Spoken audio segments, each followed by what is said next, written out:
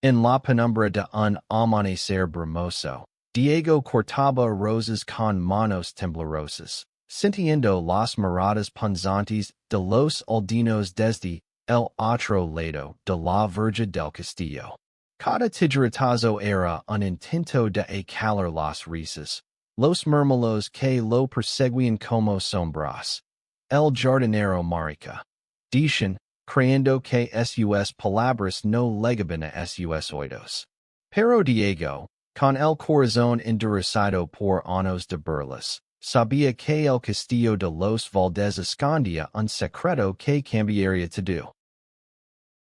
Diego, de 28 años, había nacido en un pueblo cercano a Segovia, donde el castillo de los Valdez se alzaba como un gigante de piedra entre colinas doradas.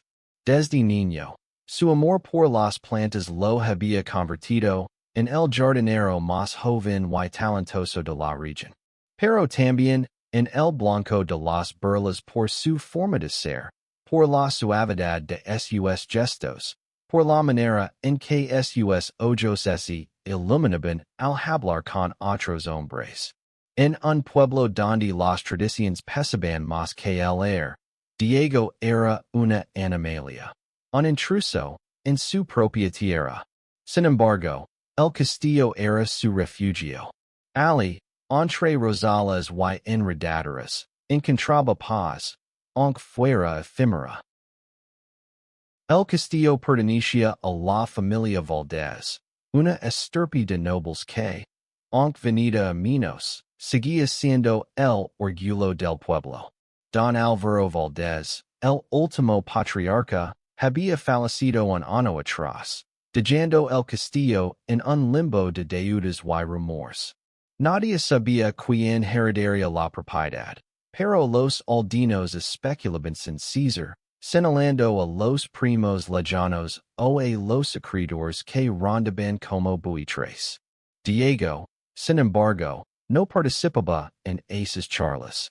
Él solo cuidaba los jardines, como lo había hecho desde los 18 años, cuando don Álvaro lo contrató tras verlo trabajar en los campos de su padre. Esa mañana, mientras podaba los rosales, una figura nueva apareció en el jardín. Elena, una escritora de 35 años de Madrid, había legado al pueblo para documentar la historia del castillo para un libro. Su cabello castaño caía en ondas sobre un vestido blanco de lino, y sus ojos, de un marrón profundo, observaban a Diego con una curiosidad que no tenía nada de malicia. ¿Y es usted el famoso jardinero que hace hablar a las flores? Preguntó con una sonrisa cálida. Diego, acostumbrado a las burlas, respondió con un murmullo tímido. Solo las cuido, señora. No hablo con ellas. Elena no insistió, pero se quedó observando como Diego trabajaba, notando la delicadeza de sus movimientos y la tristeza que parecía envolverlo. Había algo en el que le resultaba familiar, como si compartieran un peso invisible.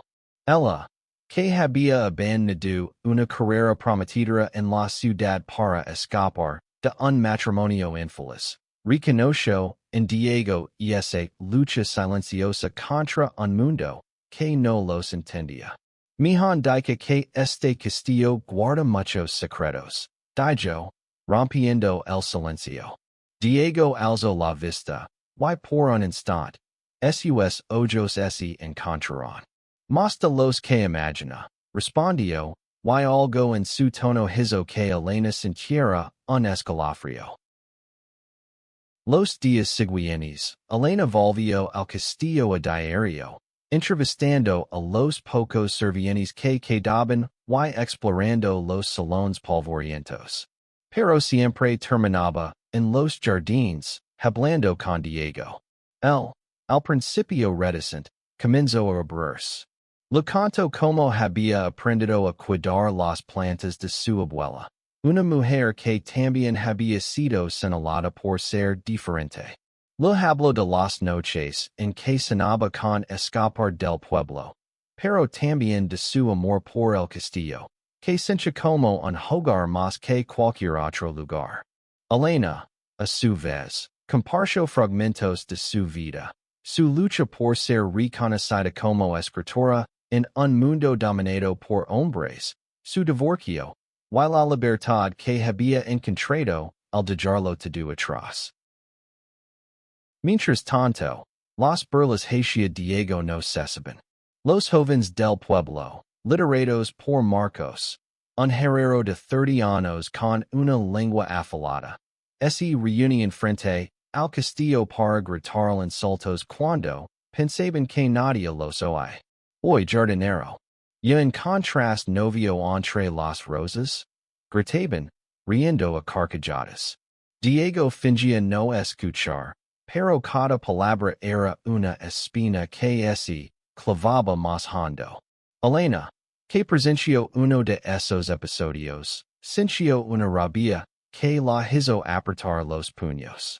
No les hagas caso, le dijo a Diego, pero él solo sonrió con amargura. Y es lo que siempre he hecho, respondió.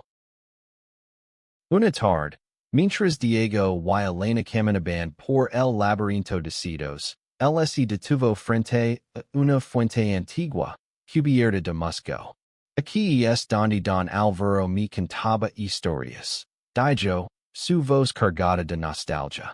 Decía que este castillo no solo era de piedra, sino de almas, que pertenecía a quienes lo amaban de verdad. Elena lo miró, intrigada.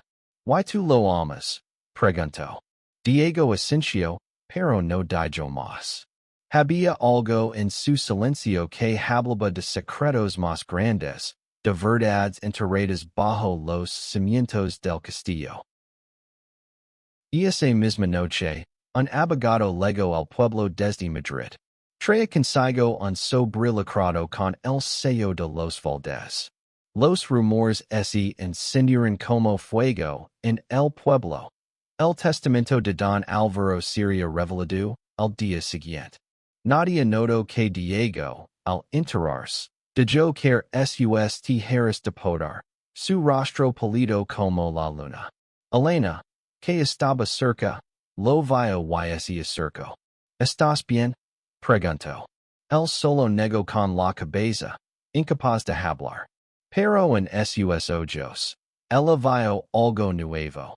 No era miedo, sino una chispa de esperanza, mezclada con un terror profundo.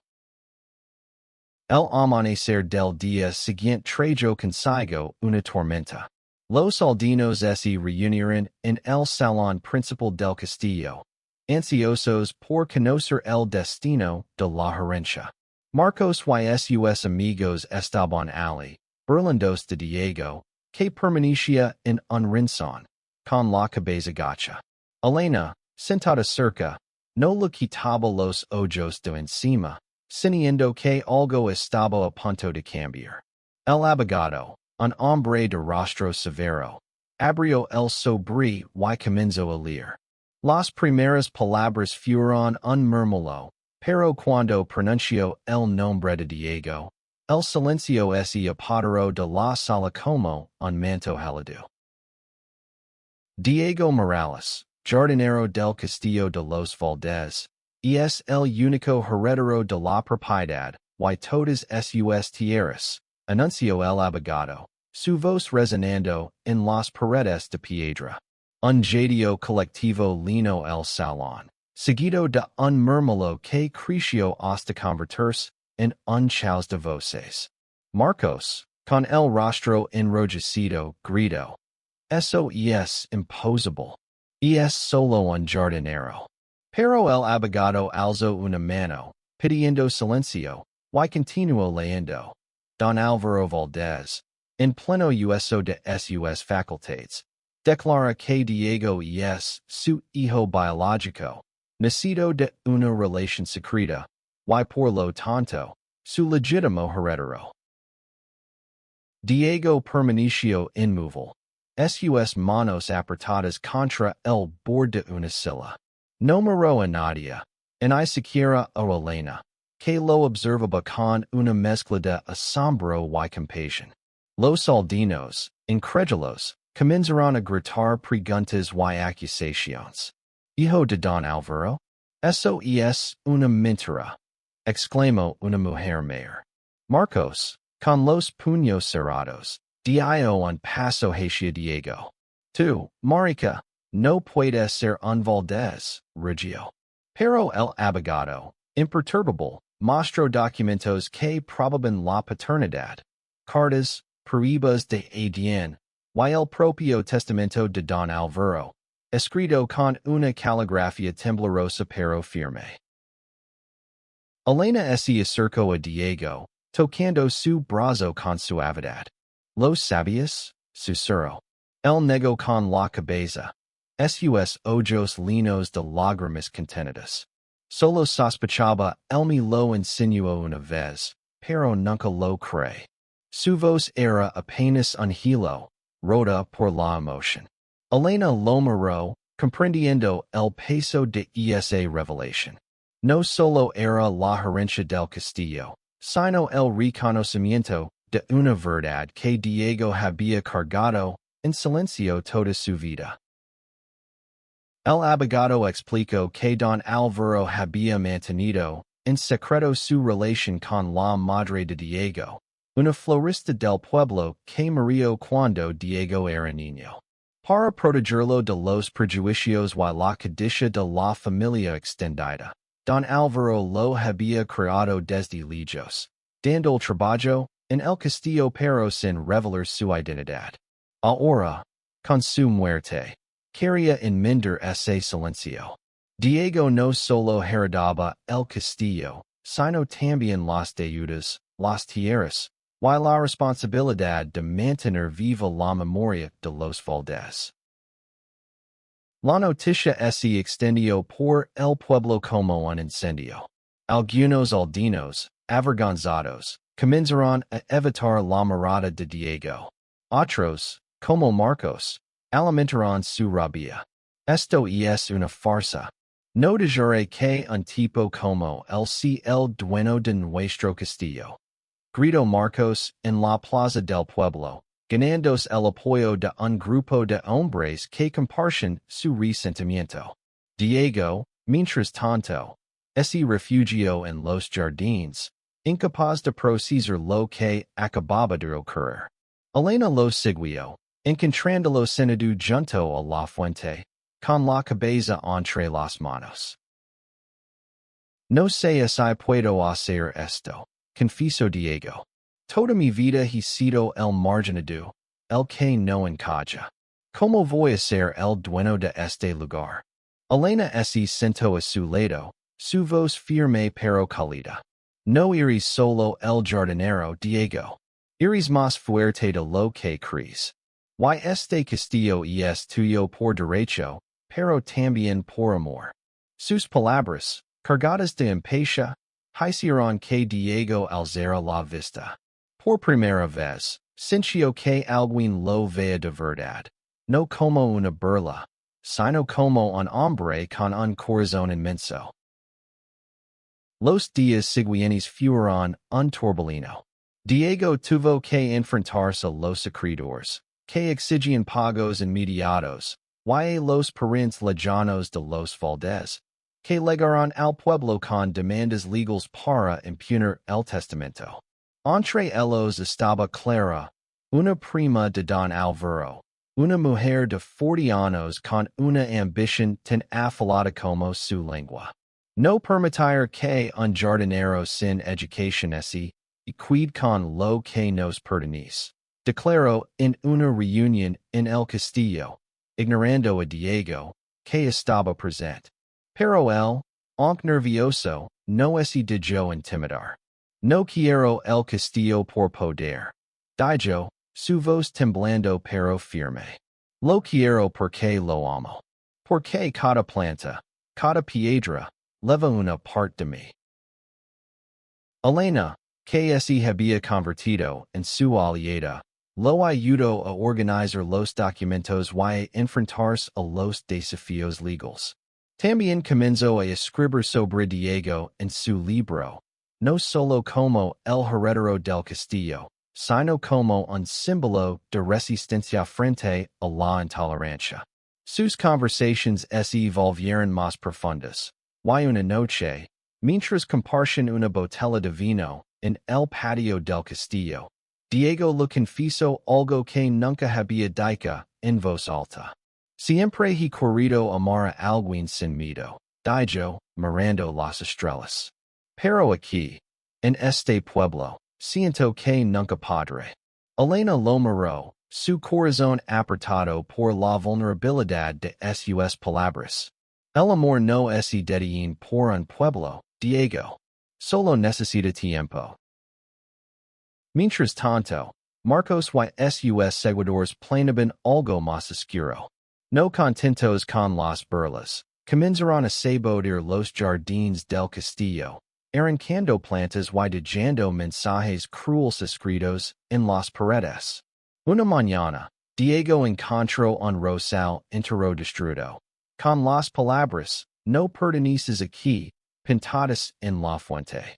La rabia y la tristeza lo consumieron, pero también encendieron algo nuevo en él, una determinación feroz. No había dejar que le quitaran lo que era suyo, no solo por herencia, sino por derecho ganado con sudor y amor. Diego decidió enfrentar el sabotaje de frente. Con la ayuda de Elena, reunió pruebas de los daños y presentó una denuncia en el ayuntamiento. Aunque el alcalde, un hombre mayor que prefería evitar conflictos, intentó minimizar el asunto, la presión de Elena, con su habilidad para las palabras, lo obligó a actuar. Dos de los cómplices de Marcos fueron identificados, pero el astuto se mantuvo en las sombras, negando cualquier implicación. Sin embargo, Diego sabía que no podía confiar en la justicia del pueblo. Si quería proteger el castillo, tendría que hacerlo con sus propias manos. Mientras tanto, Clara, la prima de Don Alvaro, intensificó su campaña para desacreditar a Diego. Contrató a un abogado de Madrid que revisó cada detalle del testamento, buscando cualquier resquicio legal. En una audiencia pública, Clara lo acusó de manipular a Don Alvaro en sus últimos días, alegando que un simple jardinero no podía ser hijo de un noble. Diego, que nunca había hablado en público, se levantó temblando pero decidido. No elegí ser hijo de Don Alvaro, dijo, su voz resonando en el silencio. Pero he cuidado este castillo como si fuera mío, toda mi vida. ¿Cuántos de ustedes pueden decir lo mismo? Algunos aldeanos bajaron la mirada, avergonzados. Otros, como Marcos, sonrieron con desdén. Elena, que tomaba notas desde un rincón, sintió un orgullo inmenso. Diego estaba cambiando, convirtiéndose en alguien que no solo aceptaba su lugar, sino que lo reclamaba. Ella comenzó a ayudarlo a restaurar los jardines donados, trabajando a su lado bajo el sol ardiente de Castilla. Entre risas y tierra, nació una amistad profunda, una conexión que había más allá de las palabras. Una tarde, mientras planaban nuevos rosales, Elena le preguntó, ¿alguna vez has pensado en buscar a alguien que te ame como mereces? Diego se quedó en silencio, mirando las raíces en sus manos. No sé si alguien podría amar más en este pueblo, respondió. Pero sus ojos, al cruzarse con los de Elena, brillaban con una chispa de esperanza. Esa noche, un evento inesperado sacudió el pueblo. Un joven forastero, Javier, llegó a Segovia buscando trabajo. Tenía 30 años, ojos verdes y una sonrisa que desarmaba a cualquiera. Era un restaurador de arte, contratado por Elena para evaluar los frescos del castillo. Javier, abiertamente gay, no ocultaba quien era, algo que sorprendió a Diego, acostumbrado a esconderse. Cuando se conocieron en el patio del castillo, Javier extendió la mano con una confianza que Diego envidió. He oído que haces milagros con las plantas, dijo, guinandol un ojo. Diego, ruborizado, apenas pudo responder. La llegada de Javier despertó emociones encontradas en Diego. Por un lado, sentía una atracción que no podía ignorar. Por otro, el miedo a ser visto, a ser juzgado de nuevo. Pero Javier no parecía preocupado por las miradas del pueblo. Caminaba con la cabeza alta, hablaba con franqueza, y cuando Marcos intentó provocarlo con un comentario despectivo, Javier respondió con una risa ligera. Tío, si no te gusta lo que ves, mira para otro lado. Diego, que estaba cerca, no pudo evitar sonreír. Por primera vez, sintió que no estaba solo. Sin embargo, la presencia de Javier también avivó las tensiones. Marcos y sus seguidores, furiosos por la creciente influencia de Diego y la llegada de otro forastero raro, planearon algo más drástico. Una noche, mientras Diego y Javier trabajaban en el castillo, un incendio comenzó en los establos. Las llamas se alzaron rápidamente, amenazando con extenderse al ala principal. Diego corrió hacia el fuego, desesperado por salvar el castillo, mientras Javier gritaba pidiendo ayuda. Elena, que estaba revisando notas en su habitación, salió corriendo al escuchar el caos. Con cubos de agua y mantas, Diego, Javier y Elena lograron contener las llamas hasta que los bomberos llegaron. Pero el daño estaba hecho. Los establos estaban en ruinas, y un mensaje pintado en una pared cercana confirmaba las sospechas de Diego. Fuera, maricas. La rabia lo consumió, pero también lo fortaleció. Por primera vez, no quiso ir. No van a ganar, le dijo a Javier, con una determinación que sorprendió a ambos. Javier, tocando su hombro, asintió. No estás solo, Diego. Nunca lo has estado. Elena, mientras tanto, comenzó a investigar el incendio, convencida de que Marcos estaba detrás.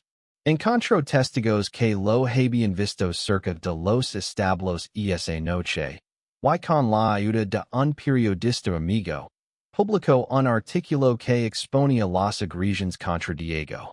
El artículo se volvió viral en las redes sociales, atrayendo la atención de activistas y medios nacionales. El pueblo, antes un refugio de prejuicios, comenzó a dividirse. Algunos apoyaban a Diego, conmovidos por su historia, otros, liderados por Marcos, se aferraban a su odio. El incendio marcó un punto de inflexión.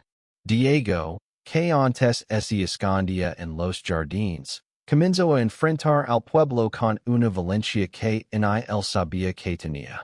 Con el apoyo de Elena y Javier, organizó una reunión en el castillo para hablar sobre el futuro de la propiedad.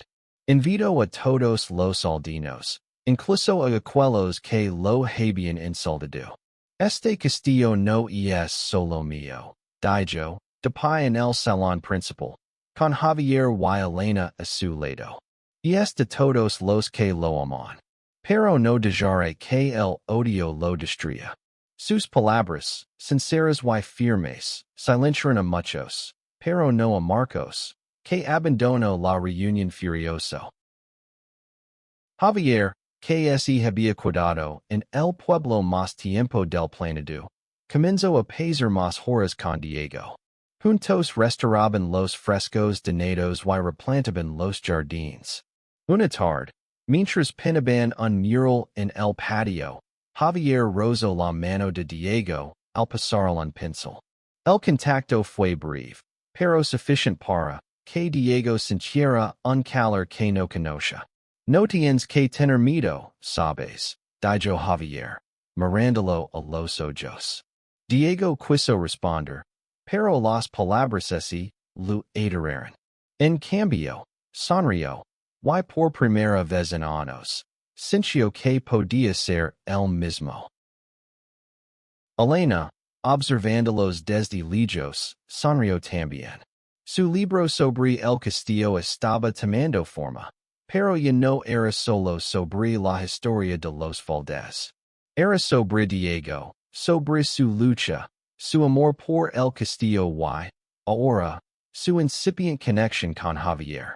Ella sabía que el pueblo aún no estaba listo para aceptarlos, pero también veía un cambio.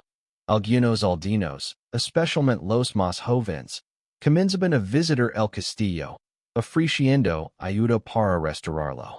Una chica de 17 años, Lucia, confesó a Diego que su hermano era gay y que su historia le había dado esperanza. Gracias por no rendir, le dijo, con lágrimas en los ojos. Sin embargo, Clara no se rendía. Su abogado presentó una demanda formal, alegando que el testamento era inválido por influencia indebida. La batalla legal se intensificó, y Diego tuvo que enfrentarse a interrogatorios agotados. En una de las audiencias, Clara lo miró con desprecio y dijo, no eres más que un jardinero llegando a ser noble. Diego, herido pero firme, respondió, no quiero ser noble. Quiero ser yo. Sus palabras resonaron en la sala, y Elena, que tomaba notas, sintió que estaba presenciando un momento histórico. Mientras tanto, Marcos planeaba su próximo movimiento. Convencido de que Diego no merecía el castillo, reunió a un grupo de hombres para irrumpir en la propiedad y destruir los documentos del testamento. Una noche, mientras Diego y Javier trabajaban en el castillo, escucharon ruidos en el exterior. Al salir, encontraron a Marcos y sus cómplices rompiendo las ventanas del ala oeste. Diego, sin pensarlo, corrió hacia ellos, gritando, «¡Basta! Esto termina ahora!». Javier intentó detenerlo, pero Diego estaba fuera de sí. Marcos, riendo, lo empujó al suelo. «No eres nada», escupió. Pero antes de que pudiera hacer más, Javier y Elena intervinieron, y los aldeanos que apoyaban a Diego llegaron alertados por el ruido. La confrontación terminó con la policía arrestando a Marcos y sus cómplices. El pueblo, conmocionado, comenzó a hablar. Algunos, avergonzados, se disculparon con Diego. Otros, resentidos, se mantuvieron en silencio. Pero el castillo, a pesar de los daños, seguía en pie. Y Diego, por primera vez, sintió que tenía aliados. Javier, tocando su mano esa noche, le dijo, «Eres más valiente de lo que crees». Diego, con el corazón acelerado, no respondió, pero dijo que su mano descansara en la de Javier un segundo más. Elena, mientras tanto, terminó el primer border de su libro. Lo tituló El jardinero del castillo, y dedicó un capítulo entero a la fuerza de Diego, no solo como heredero, sino como un hombre que desafiaba al mundo con su verdad. Cuando lo leo un fragmento, Diego Loro, nunca pensé que alguien escribiría sobre mí, dijo. Elena sonrió. El mundo necesita conocer tu historia. La batalla legal alcanzó su clímax en una audiencia final en Segovia. Clara, con su abogado, presentó testigos que afirmaban que Don Álvaro no estaba en sus cabales al redactar el testamento. Pero Diego, con el apoyo de Elena y un nuevo abogado que ella había contactado, presento pruebas irrefutables, cartas de don Alvaro, registros médicos, y el testimonio de un viejo serviente del castillo, que confirmó la relación del patriarca con la madre de Diego. El juez, tras un largo debate, falló a favor de Diego. El castillo era suyo, sin lugar a dudas. La victoria, sin embargo, no fue fácil. Clara, humilada, abandonó el pueblo, pero no sin antes lanzar una última advertencia. Esto no termina aquí. Diego, agotado pero aliviado, regresó al castillo, donde Javier lo esperaba con una botella de vino y una sonrisa. Lo lograste, dijo, alzando su copa. Diego, por primera vez en meses, sintió que podía respirar. Pero también sabía que el pueblo aún estaba dividido, y que su lucha estaba lejos de terminar. Los días siguientes, Diego comenzó a planificar el futuro del castillo. Decidió convertirlo en un centro cultural, un lugar donde el arte, la historia y la diversidad se celebran. Contrató a Javier como director artístico, y juntos comenzaron a restaurar los salones, invitando a artistas locales a exponer sus obras. Elena, mientras tanto, organizó talleres de escritura para los jóvenes del pueblo, incluyendo a Lucia, que se convirtió en una de sus alumnas más prometedoras. La relación entre Diego y Javier creció lentamente, como un rosal que necesita tiempo para florecer. Una noche, mientras caminaban por los jardines, Javier se detuvo frente a la fuente y tomó la mano de Diego. No sé cuánto tiempo me quedar en este pueblo, dijo, su voz suave pero seria. Pero quiero estar aquí, contigo, mientras pueda. Diego, con el corazón en la garganta, asintió. Por primera vez, no sintió miedo. Se inclinó y besó a Javier, un beso breve pero lleno de promesas. El pueblo, poco a poco, comenzó a cambiar. Los talleres de Elena y las exposiciones de Javier atrajeron a visitantes de toda España, y el castillo se convirtió en un símbolo de resistencia y esperanza. Algunos aldeanos, como Lucia y su familia, se convirtieron en aliados de Diego, defendiendo su derecho a ser quien era. Otros, como Marcos, que enfrentaba cargos por el incendio, se mantuvieron al margen, pero su influencia disminuyó con cada día. Elena terminó su libro y lo publicó con una editorial de Madrid. El jardinero del castillo se convirtió en un éxito inesperado, traducido a varios idiomas y llevado a festivals literarios. Diego, al principio abrumado por la atención, comenzó a viajar con Elena para hablar sobre su historia.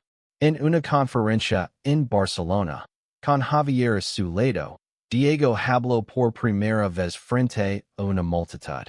No soy solo el jardinero, dijo, con una voz que ya no temblaba. Soy Diego Valdez, y este es mi hogar.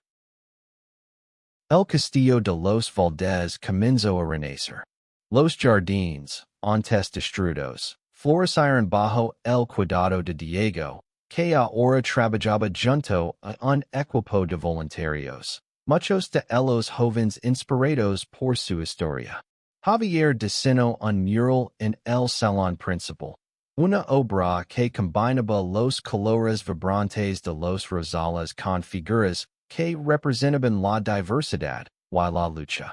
Cada pincelada era un homenaje a Diego, y cuando el mural fue revelado, los aplausos resonaron en el castillo como un eco de victoria. Sin embargo, no todo era perfecto. Aunque el pueblo había comenzado a aceptar a Diego, aún había murmullos en las sombras. Algunos aldeanos, incapaces de superar sus prejuicios, evitaban el castillo. Otros, como la madre de Lucia, comenzaron a visitarlo, trayendo comida o flores como ofrendas de paz. Diego, que había aprendido a perdonar pero no a olvidar, los recibía con una sonrisa cautelosa. Sabía que el cambio verdadero tomaría tiempo. Una noche, mientras Diego y Javier cenaban en el patio, un sobre lego el castillo. Era una carta de Clara, que había regresado a Madrid. En ella, no había disculpas, pero sí una confesión. Nunca entendí por qué Don Álvaro te eligió, pero ahora lo vio. El castillo no necesita nobles, necesita alma. Diego leyó la carta en silencio, sintiendo una mezcla de alivio y tristeza. No respondió, pero guardó la carta en un cajón, como un recordatorio de que incluso los corazones más duros podían ablandarse. La relación entre Diego y Javier se fortaleció. Aunque Javier tenía un contrato en Barcelona, decidió quedarse en Segovia, al menos por un tiempo. Juntos, comenzaron a planear un festival en el castillo, un evento que celebraría la diversidad y el arte. Elena, que se había convertido en una figura materna para ambos, los ayudó a organizarlo. El festival atrajo a cientos de visitantes, incluyendo a activistas LGBT y artistas de toda España. Por primera vez, el pueblo de Segovia se llenó de banderas arcoíris, y Diego, al verlas, sintió que su corazón se expandía. Sin embargo, la felicidad de Diego se vio empanada por una noticia inesperada. El festival en el castillo fue un éxito rotundo. Durante 3 días, los jardines se llenaron de música, risas y colores. Diego, Javier y Elena trabajaron sin descanso, pero cada momento valió la pena. Los aldeanos, incluso aquellos que antes habitaban a Diego, se unieron a la celebración, atraídos por la energía del evento. Lucia, que había escrito un poema para el festival, lo leo frente a todos, dedicándoselo a Diego. Por enseñarnos que el amor siempre gana. Dijo, y el aplauso que siguió fue ensordecido. Diego, mirando a la multitud, sintió que el castillo ya no era solo un refugio, sino un hogar para todos. Javier, a su lado, le tomó la mano, y por primera vez, Diego no sintió miedo de ser visto. Elena, observando desde un rincón, escribió las últimas líneas de su libro. El castillo de los Valdez no fue salvado por la riqueza o el poder, sino por el amor de un hombre que nunca dejó de ser el mismo. Meses después, el castillo se convirtió en un centro cultural permanente, con exposiciones, talleres y un jardín comunitario que Diego cuidaba con orgullo. Marcos, tras cumplir una sentencia por el incendio, regresó al pueblo, pero ya no tenía poder. Algunos dicen que había cambiado, que incluso había visitado el castillo en silencio, dejando una rosa en la fuente como disculpa. Diego nunca lo supo con certeza, pero no lo importaba. Había encontrado su lugar, no solo en el castillo, sino en el mundo. Diego y Javier, ahora una pareja, decidieron quedarse en Segovia. Aunque sabían que el camino no sería fácil, estaban dispuestos a enfrentarlo juntos. Elena, que había encontrado en ellos una familia, permitió volver cada verano para el festival. El castillo, una vez un símbolo de exclusión, se convirtió en un faro de esperanza, un lugar donde todos podían ser quienes eran. Y así, Diego, el jardinero que una vez fue burlado, se convirtió en el corazón del castillo de los Valdez. No por herencia, sino por amor. Porque, al final, El amor siempre encuentra una manera de florecer, incluso en la tierra más árida.